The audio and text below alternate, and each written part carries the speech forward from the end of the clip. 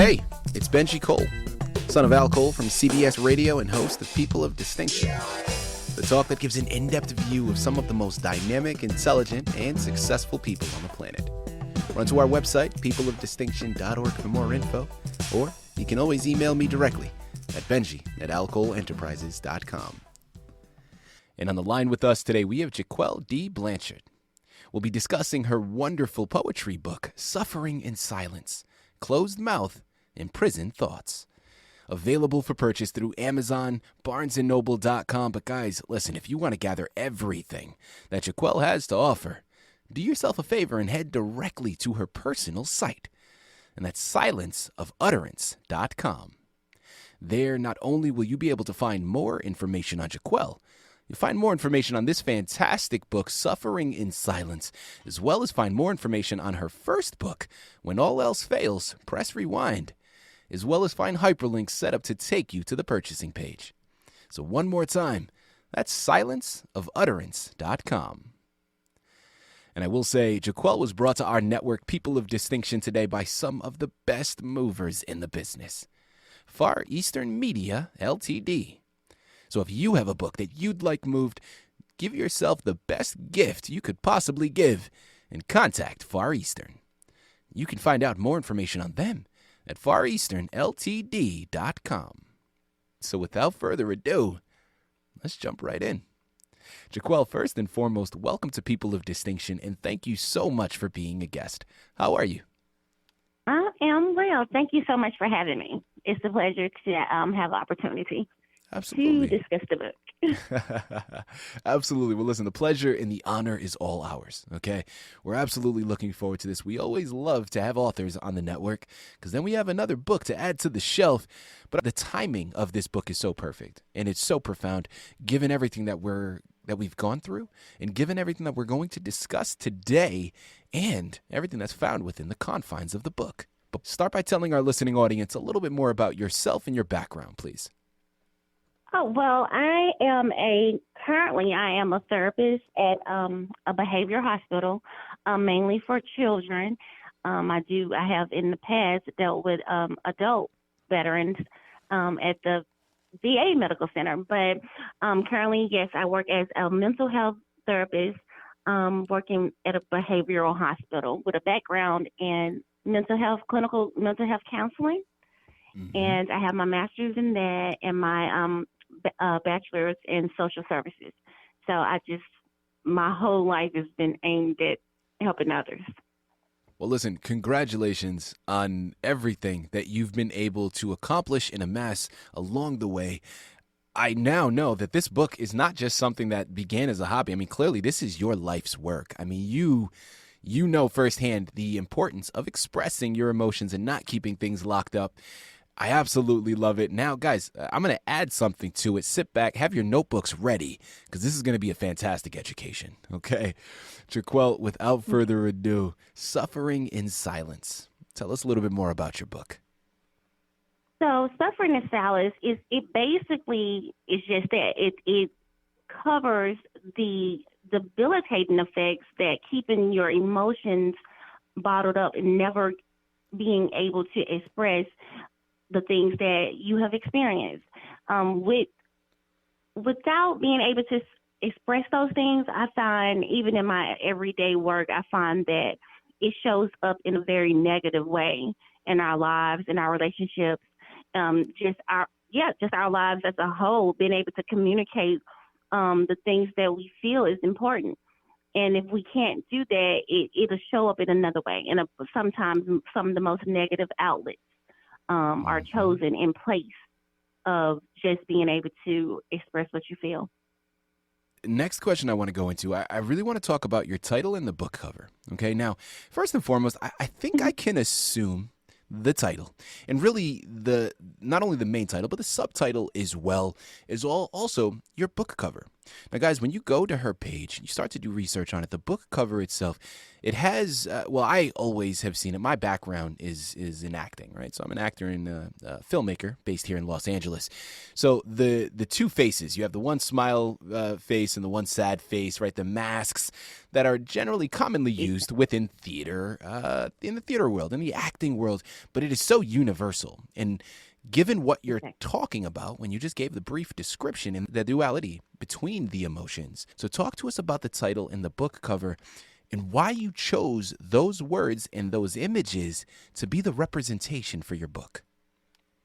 Oh, that's a great question. So the drama faces, I too, like yourself, I started, well, more so in drama while in school. Mm-hmm. And the drama faces was always, they had so many different meanings and for other people. So you would hear some people say a smile upside, a smile upside down, or I'm smiling to keep from crying. You would hear different expressions. Mm-hmm. And I felt that it was perfect for the book because, like you just mentioned, a mask. A lot of us mask a lot of the things that we feel. You'll see a smile on in the inside. We could be in bits and pieces. And so I did feel that particular image would be perfect for expressing what happens, kind of like the effect of what happens when you bottle your feelings up. And the title itself, actually, I was having a conversation with another individual, let's just say one of my patients, and I wanted them to open up and talk to me, and they said that they were, in our quote, the suffering and silence type. Mm-hmm. And I just thought that was so unique and so such a neat way of putting it, and I just kind of carried on with that. And the closed mouth imprisoned thought, that subtitle, it comes from the expression that you may have heard when people say a closed mouth doesn't get fed. Absolutely. So I kind of linked those. Yeah, I linked those two together, and I'm like, okay, well, it's closed mouth imprisoned thought. So Absolutely.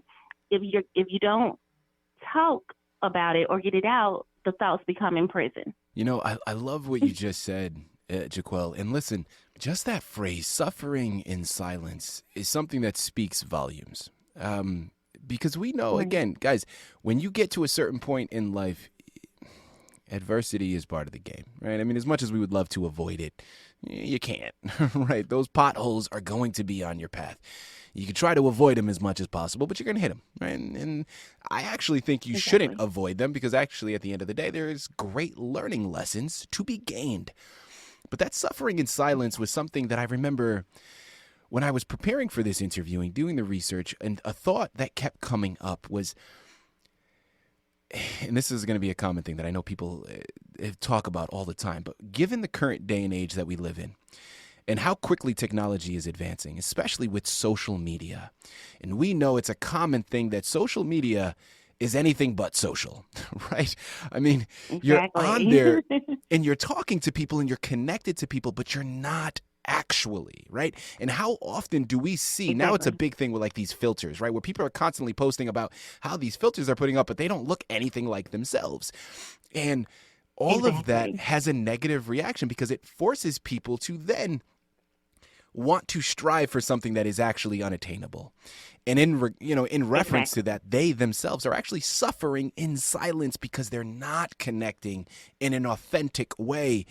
And I love the fact that you put that in the title and the way you just articulated it. And the follow-up question that I have to that, JaQuel, let's talk about inspiration. Given that comment made by one of your patients, given the explanation that I just gave that I know you can relate to as well, why did you feel compelled to write this book? What did you see that made you feel the words that you're putting on the page are going to be beneficial to everyone that picks it up? So I don't know if I initially, expressed that I was in the military. So my military background has a lot to do with it. I not only served in the Army, but I served in the Navy as well. And I did one tour in Bagram. And during this time, I would meet with a lot of the soldiers, because every branch was there when we did our detainee Hmm. operation mission.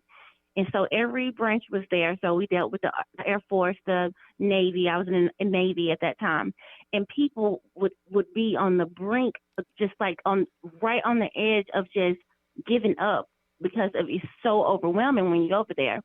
And I would they would come. I've always been, I think, a person that a lot of people feel that they can confide in or just talk to get it out because it's a unconditional other people acceptance.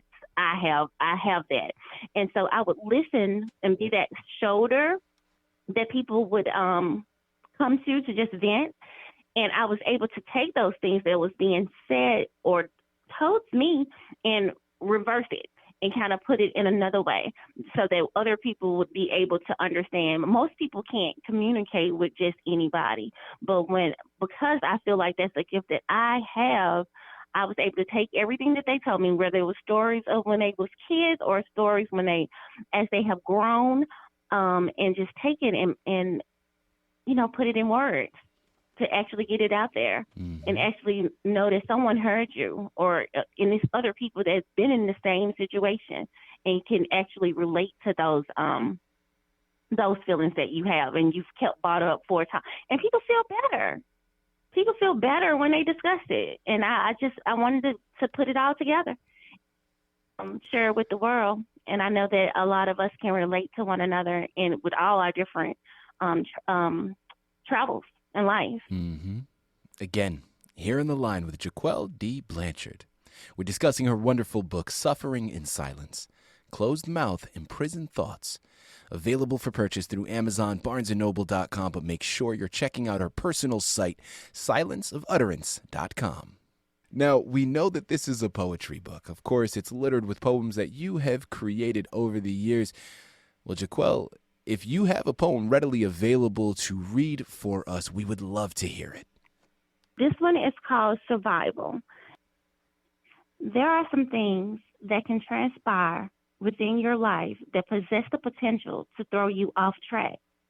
This is the reason it is best to acknowledge and understand your past because understanding it could prevent it from holding you back. Blocking things out is unhealthy, and avoidance is not a solution. It is a catalyst or a precursor of a brewing internal recipe called bitter, resent, anger, hate, pollution. It is a killer of true identity and it prevents you from ever truly being alive. Your past has its relevance, and understanding it will assist you in your ability to properly survive. And that's survival. And that survival, it kind of just stresses the importance of both acknowledging and attempting to gain an understanding of those things that may have transpired within each of our lives that may have caused any degree of discomfort. It mentions Hmm. the possible side effects of not addressing or coming to terms with those things that may have been of a noxious or harmful nature. I love it. Listen, that was such a great poem. One thing that you said in there that I know I could personally relate to, and I've had to work a lot on this as I've gotten older. And guys, listen, no one's perfect, and that journey just continues to go. Okay. But when you mentioned Right, right. avoidance, right? Avoidance is not the same as overcoming something, right? If you just purposely don't acknowledge Exactly. what happened, that is not the same as overcoming it. Guys, listen, we're going to Thank you. I could stay here and I could talk to Thank JaQuel for you. hours. Okay. This is just something that's that impactful. And you all need to get it. You need to pick up the book. Amazon and Barnes and Noble. Thank you. Silenceofutterance.com. You have to get to. As we start to close out of here, JaQuel, I'm Mhm. really curious. What would you say was a highlight for you in writing this book? Or if not a highlight, maybe something that surprised you that you weren't expecting before you began on this path? Oh my! That's a good question, and I'm gonna tell you when by the time I made it to the end of the book, I realized just how helpful even writing it was for me because it helped me to consider a lot of Mm. things because it's not just a book solely about me. It was about other people, but it was things that they were mentioning to me that actually I had a lot in common with. And so in writing it, that's what survived. So when I made it to the third part of the book, which is the moment of truth, when you start to discover yourself, that's how that third part came about, because I had been discovering myself all along when I was working through the first parts of the book. And so when I got to the end, it was like, wow, I'm communicating this newly developed person that I'm gradually growing into just from sitting down and having these thoughts and putting these thoughts together on paper. So that was the light of it for me. Beautiful. I've always loved writing, but that being able to come up with that whole third part of the book simply because I took the time to sit down and actually give these things some real consideration in the thoughts of other people, it did it. It summed the book up for me. I see my growth. I see the other people's growth. Mm-hmm. And so that really did it. Beautiful. Absolutely beautiful. Okay. JaQuel, I could think of no better way to close out a wonderful interview than with another one of your poems. So if you have another one there to pull from, myself, my listening audience, we are all ears. Okay, so I'm going to do this poem called If Only. And now some people may not, automatically take to this one because it was kind of something that I felt like if I had to receive better influence. Mm-hmm. And so it goes a little like this. If only I could have had a better example, maybe I would have done things differently than you. If only I had realized earlier that perception is not reality, maybe I would not have gained the impression that your perception was true. My entire life has been centered on the things you have taught or have shown me. However, I cannot allow your perspective to format or interfere with the way my life is intended to be. I'm not stating this was done intentionally. Perhaps you only receive one set of directions, one path to follow, or a vision with limited possibilities. Therefore, I'm not blaming you, but I have to find the exit because this is your chosen and accepted life, not mine. I have to discover the path and purpose intended for my life while there's still time. So that's If Only, and it kind of exchange views on the topic of influence and the importance and the importance of self-awareness and the confusion and discontentment and lack of fulfillment associated with being led by or willingly following blind guides in your life. Mm-hmm. So hopefully you like that one. I love it. JaQuel, I love it. And Thank you. What is great about it is, again, I know you started off by saying, like, not everybody was going to be able to relate to this. And I think that in and of itself right. is just as profound. And there's so much to gain from that as well. Because, guys, listen, we know your experience may not be the same as mine. My experience may not be the same as right. the next person. At the end of the day, isn't that better, though? Because then we have a better understanding of other people around us. So even if you can't relate to everything that she is saying, it's going to open your eyes to other people's lives, right? And other people's experiences that may be varying from yours. We need to come together. We need to actually celebrate our differences. And this book and that poem is just the way to start. I absolutely love it. I'm going to say it one more time. You are very welcome, JaQuel. I'm going to say it one more time, guys, even though I know I don't have to, but let's just re-impress it, okay? We're here on the line with JaQuel D. Blanchard. We just finished discussing her wonderful poetry book, Suffering in Silence, Closed Mouth, Imprisoned Thoughts. Available for purchase through Amazon, BarnesandNoble.com. Check out her personal site, silenceofutterance.com. And while you're at it, pick up her other book that she's written called When All Else Fails, Press Rewind. I love it. I absolutely love it. Guys, let's grow, let's develop, let's educate ourselves, and it starts with this fantastic narrative. JaQuel, this has been an absolute pleasure and such an honor. Thank you for being a guest with us today on People of Distinction. Thank you. Thank you so much for having me. Thank you for your understanding and support of the book. I really appreciate it.